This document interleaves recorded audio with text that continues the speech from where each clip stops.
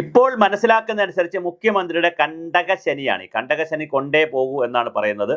അതിപ്പോൾ മുഖ്യമന്ത്രി വളരെ ജനകീയനായിട്ടുണ്ട്. അദ്ദേഹം ഒരുപാട് പത്രങ്ങളോടൊക്കെ സ്നേഹം കാണിക്കുന്നു, കുട്ടികളോട് സ്നേഹം കാണിക്കുന്നു. വളരെ നല്ലൊരു മുത്തശ്ശനായി അദ്ദേഹം മാറിയിട്ടുണ്ട്. പത്രക്കാരോടൊക്കെ എത്ര സമയം വേണോ സംസാരിക്കുന്ന, അവസാനം ആ മതി മതി സ്നേഹത്തോടുകൂടെ. പണ്ട് കടക്കപ്പുറത്ത് ഇറങ്ങിപ്പോടാ, നില്ലട പിടിയട, പരമനാറി എന്നൊക്കെ പറഞ്ഞുകൊണ്ടിരുന്നിടത്തുനിന്ന് മാറി വളരെ വളരെ പക്വതയുള്ള ഒരു മുത്തശ്ശന്റെ റോളിലേക്ക് പോയി. കൊള്ളാം, മുഖ്യമന്ത്രി അങ്ങനെ വളരെ പക്വതയോടെ ഇത് വന്നിട്ടുണ്ട്. പക്ഷെ പ്രശ്നം എന്താന്ന് വെച്ചാൽ പക്വത എത്തിയപ്പോൾ അയ്യപ്പന്റെ കെണിയിൽ വീണു എന്നുള്ളതാണ്. അയ്യപ്പൻ പണി തുടങ്ങി എന്നുള്ളതാണ്. എന്തായാലും SIT ഇന്നും കൂടെ കഴിഞ്ഞാൽ SITയുടെ പുറത്തൊരു സമ്മർദ്ദമില്ല.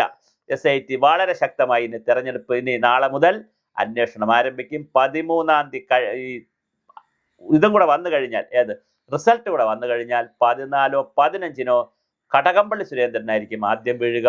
കടകംപള്ളി സുരേന്ദ്രൻ വീണാൽ അടുത്തത് വാസവനിലേക്ക് പോകും. വാസവനിലേക്ക് പോയാൽ പിന്നെ ഉള്ളത് ക്ലിഫ് ഹൗസ് മാത്രമേ ഉള്ളൂ. അപ്പോഴായിരിക്കും ED പേപ്പറുമായി വരുന്നത്. മുഖ്യമന്ത്രിക്ക് രാജിവെക്കേണ്ടി വരുമോ, അതോ മുഖ്യമന്ത്രിയുടെ കർമ്മമെല്ലാം കറക്റ്റ് ആയിരുന്നുവോ?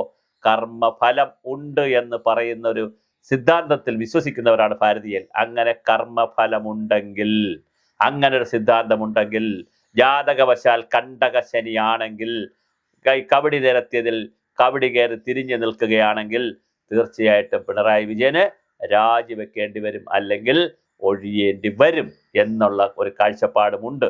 എന്തായാലും വളരെ ഗൗരവതരമായിട്ടാണ് SIT കാര്യങ്ങൾ നിൽക്കുന്നത്. അത് 6 ആഴ്ച കൂടി SITക്ക് സമയം കിട്ടിയിട്ടുണ്ട്. ഇതിനിടയിൽ എന്ത് സംഭവിക്കാം? ക്ലിഫ് ഹൗസിലേക്ക് നീളുമോ? EDയുടെ പേപ്പർ നീണ്ടു കഴിഞ്ഞു, പക്ഷെ SIT ക്ലിഫ് ഹൗസിൽ കയറുമോ? ആ കയറുന്ന നിമിഷം ഏതാണ്?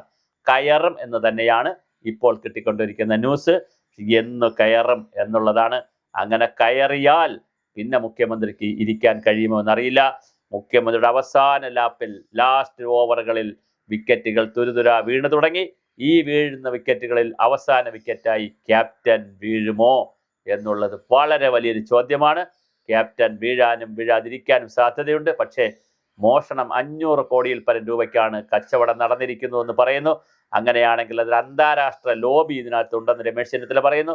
അങ്ങനെയൊക്കെ നീങ്ങുകയാണെങ്കിൽ SITയുടെ പ്രവർത്തനങ്ങൾ ഇവിടെ കൊണ്ട് നിൽക്കുകയില്ല. CBI വരണമെന്ന് സുരേഷ് ഗോപി പറയുന്നു.